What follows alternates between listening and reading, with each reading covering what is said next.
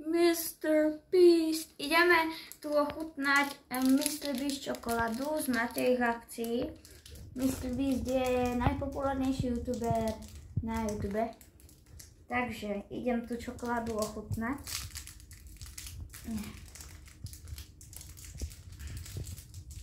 Dobre, už to mám otvorené. Poďme sa na ňu pozrieť. Ulala! Pozrite sa na to.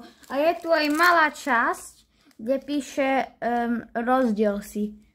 Môžeš jesť s kamošom. Ja budem jesť z tejto strany.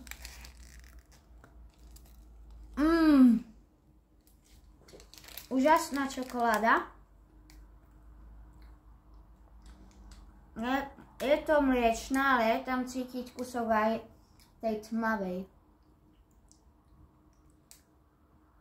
9 z 10.